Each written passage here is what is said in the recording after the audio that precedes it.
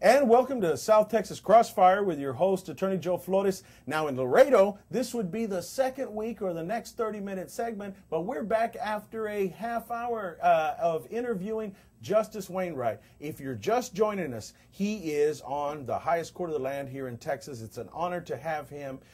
He is a graduate of Howard University with honors. He studied in Great Britain on economics, and then he went on to the University of Chicago to get his law degree. He's a father of three. He's been campaigning to get the message out that we need fair judges on the bench, and Justice Wainwright has given us the honor to stop by here. He's in Corpus today, and he's also given a couple of speeches out here. And we talked about, if you're just joining us, his work with the youth and his concern for people that can't afford lawyers, and the innovation that has been done on that by the Texas Supreme Court. So now in this second half of the show, we're going to be talking about specific cases. I promised that we're going to talk about cases that have affected every man, woman, and child. As I said when we first started the program, a lot of people say, well, what does it matter to me what Texas Supreme Court justice is on there on the highest court of the land? I don't even spit on the sidewalk, or I don't even get a traffic ticket. I do everything right. I pay my taxes. I don't have to worry about all that stuff. Yes, you do, because everything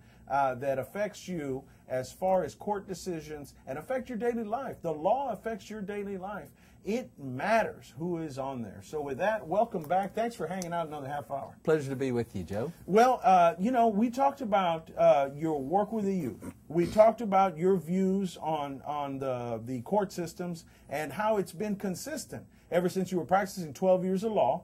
And then you were on the 334th District Court in Harris County. And our commander-in-chief at the time, the governor of Texas, George Walker Bush, gave you the nod on that one. And then Rick Perry also had enough faith in you, the governor now, to also put you up there on the Supreme Court. And then Texas history.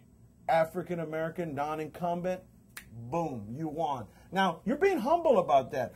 Texas politics is a full contact sport, let me tell you. I mean, come on, Judge. I mean, you know, it's not easy running and pulling that off. I mean, really, people have to hear your message. And so, you know, in the first couple of minutes here on the second half, I want to talk about that. How do you reconcile being a judge up there, the pressures of that, and then somebody wants to run against you? Right, right. You know, and then you've got to go campaign, and then you've got to keep up with your busy docket. How does a judge manage that? It must be stress on steroids. I mean, Judge. There are nights that I lose sleep. Most of the time it's because we have some very hard decisions, and real people are involved, and I lose sleep over some of those decisions. The politics of elections bother me because people try to politicize the court. Right. Justice is not about politics under the law. The law is the law, and everybody should get a fair shake. So I don't take politics or my personal agenda into the courtroom. Everybody gets a fair shake there. But when running for re-election, then sometimes people will misstate your record or make inaccurate assertions, and that is bothersome when we're talking about a judge position. Let me answer your question more directly. You know, in 2002, when I was running for the court, I decided that I was going to work very hard to win this seat on the court. And I've now been on the Texas Supreme Court almost 6 years and bringing almost 10 years of experience as a judge, trial judge, and on the Supreme Court to this election. And I'm the only one running in place 7 with any judicial experience. And I think that's important. But when I was running, I decided a couple of things. One, I was going to conduct myself in a way during the campaign and also as a judge so that every morning when I got up, looked in the mirror to shave and brush my teeth, I would respect the person I saw in the mirror. And even more importantly, my God would respect the person that he saw in the mirror every morning. And that's the way I conduct my business. Some people don't do it that way, but I think that's the right way to do it. And you alluded to it, and I'll just emphasize it. As a judge, politics should play no role in our decision making. It doesn't matter if you're a Republican or a Democrat or an independent or any other party. When you have a dispute or a case in front of me as a judge in the Supreme Court, you're entitled to justice under the law. I don't bend the law to the left. I don't bend it to the right. Whether you win or lose doesn't depend on whether you're conservative or liberal. It depends upon application of the law to the facts of each individual case. Politics have no role in my decision making as a judge. Well, very well said. And you're listening to Justice Wainwright here on South Texas Crossfire, and we were talking about that issue that judges do. Many are having to go through the political process or having to campaign. Just as, you know, this is an election year. We have Barack Obama versus McCain at the very top, and also we have Senate seats, and we also had a lot of judges. There was a turnover in Dallas, as you know, and district judges, and so a lot of people are looking at it, but when they go and pull that lever, I'm very concerned that a lot of people, when they go in there, and you know it as well as I do, you go in there and you say, oh yeah, there's the presidential candidates. Oh yeah, I represent or I see Kay Bailey Hutchison or John Cornyn against their opponents. Yes, I see that. But then they get to the Supreme Court justices, the highest court in the land, and ironically, they don't have enough information to make a decision. So that's why I brought you on today. And of course, your opponent has equal time. He can call me up if he wants and come on. We all have to be fair.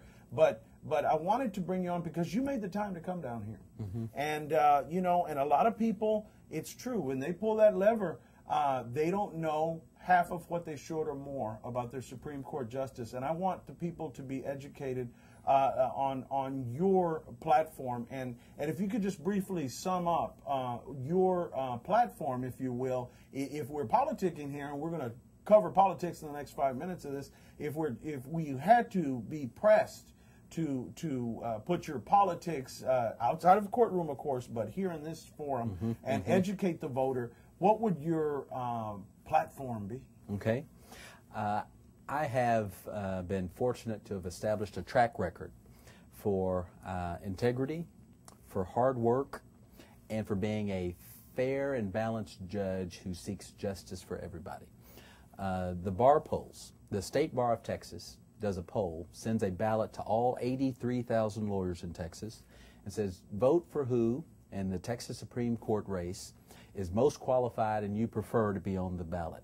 By a 2-to-1 margin, Joe, twice as many as my opponent, the lawyers in this state said that I'm the best qualified and should be reelected.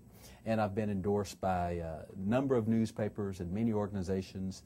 The Houston Hispanic Chamber of Commerce endorsed me. I'm very proud of that. The Black women in Dallas endorsed me, and of course lots of other organizations. I don't have time to go through them all. On the break, Lubbock endorsed you. On the break, I'm not kidding. I mean, he stuck his head in and said, Lubbock just said the newspaper. Yes, sir. I mean, wow, that wasn't staged either. I liked it. I said, wow, you know. So Lubbock, you got major cities, you got Dallas, you've got our you've got our senator, the senior senator, Kay Bailey Hutchison, saying this man is a rising star on the Supreme Court. Now, that sounds good, I tell you. I mean, a lot of people are supporting you, and you know, on your platform of being fair, honest, of putting politics aside. I like to hear that because many people, and especially many lawyers, many of us have become skeptical about that, have become cynical.